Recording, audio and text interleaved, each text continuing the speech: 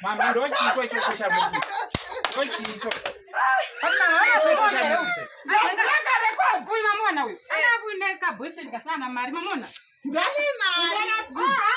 Ngosa kamchigwasa nanti ngwarai. Ai mandono ndakagwara. Aiwa mamune sijalari yari ya mari. Aiwa iwe ogongo ine keke. Ndidai. Makaita sei. Mama, ndo chiko cha Mungu. Mama fani torere munhu wangu imimi. Mama, ndo chiko cha Mungu. Ngaraine we. Iwo ndokudira chinhu wani. Unoita zvezvo ndonyatsoda zvezvo kuti ndikakuti jwe. Iwo ndodaka ndechoti kakatasvika pavanhu vakaita sewe. Munenge muchingotava nditete vedu musazoti ndimai. Unatianza zvababa vedu ndivazvii. Mutyini wababa vedu. Chandandida kukekeda kukekeda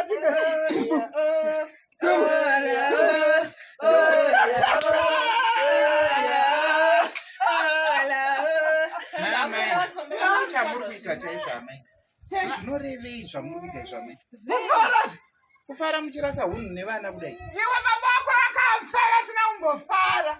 Ine ndinoda kuti vafarira ene ndopfeka mafashani mabhugu phone. Tell him mama. Tell him what run. Amai musadaro. Chakurwadza chi? Amai vanoenda kuchecha. Sine masare. Saka muchechi doro ya. Vamwira doro muchechi. Yo, ngosuri kurwara ere. Kurware. Doro parira yako kuda tono parira yako. Ungasara ugara uchirwara. Munopenda Kwakashoti kari kupika Idris. Kari ku. Amai pamuri Idris ari. munoshorwa nevanhu. Dr. Idris ari ku. uya ari kubva uko. Na Idris. Ndakapfeka zvakaita. Avo vangu vamachi.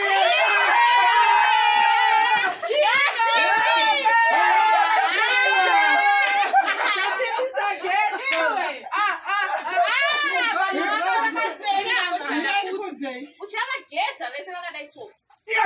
Uchagezana makadai so. Kutopesha mari sere. Unaziona kukwidza negirls zangu guys. Kutokunda.